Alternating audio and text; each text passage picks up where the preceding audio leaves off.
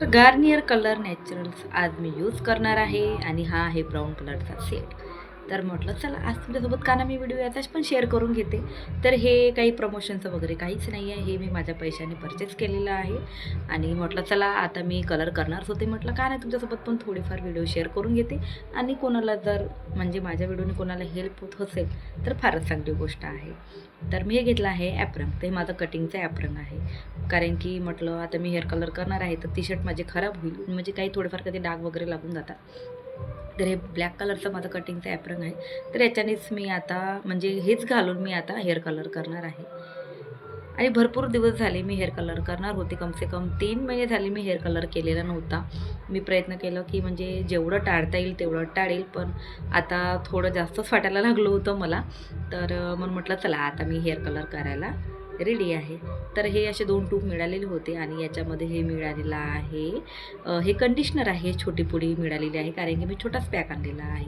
आणि हे याच्यामध्ये मिळतात असे ग्लव्स, तर हे असे ग्लव्स वगैरे घालून घ्यायचे म्हणजे आपले हात खराब होणार नाही. कारण की जे काही अशी म्हणजे ही क्रीम वगैरे राहते तर आपल्या जर डायरेक्ट हाताला वगैरे लागले ना तर खरंच निघायला थोडा प्रॉब्लेम जातो आणि हात खूप गंदे दिसतात.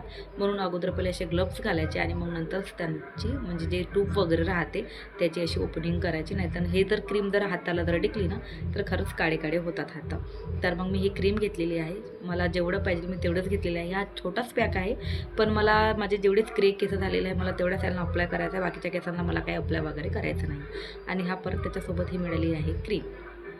तर हे दोन्ही असं मिश्रण करून आपल्याला केसाला अप्लाय करायचं आहे. आणि याच्याने थोडं असं म्हणजे जे आपलं जे लिक्विड फॉर्ममध्ये हे मिळतात आपल्याला, तर ह्याला दोघालाही असं आपल्याला आता कमसे कम 1 मिनिट तरी फिरून याचं छान मिश्रण करून घ्यायचं आहे. तर हा माझ्याकडे ब्रश आहे, हा हेअर कलरचाच ब्रश आहे. थोडा डॅमेज झालेला आहे, पण असो आता मी याच्यानेच माझं काम चालवणार आहे. तर मी याला छान कमसे कम 1 मिनिट याला छान असं एकजीव करून म्हणजे छान याला मिश्रण करून घेणार आहे या दोघांचं पण.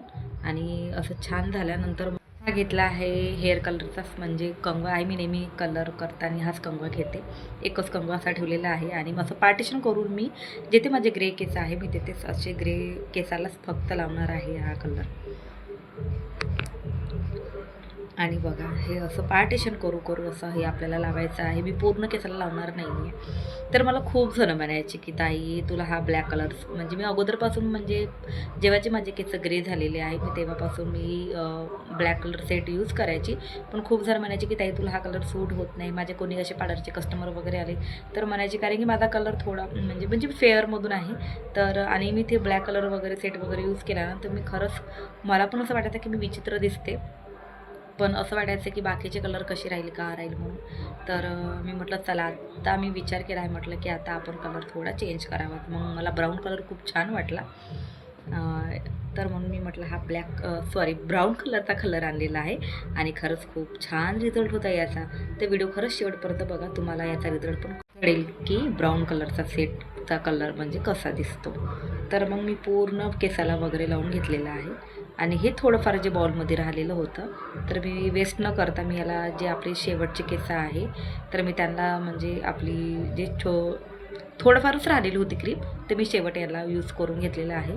आणि असं छान आता मी आता जोडा बांधून घेणार आहे काय, कारण की खुले केस ते मी बिलकुल ठेवू शकत नाही. कारण की मला खुले केस खूप जास्त करून असं हेअर कलरमध्ये वगैरे नाही छान वाटत. इकडे तिकडे आपला मानेला कलर म्हणजे वगैरे लागू शकतो. तर मी अशी माझी पिन घेऊन आता छान असा छोटासा एक जोडा पाडून घेतलेला आहे. आणि कमसे कम 30 मिनिट वगैरे मी ठेवणार आहे, बस झालं.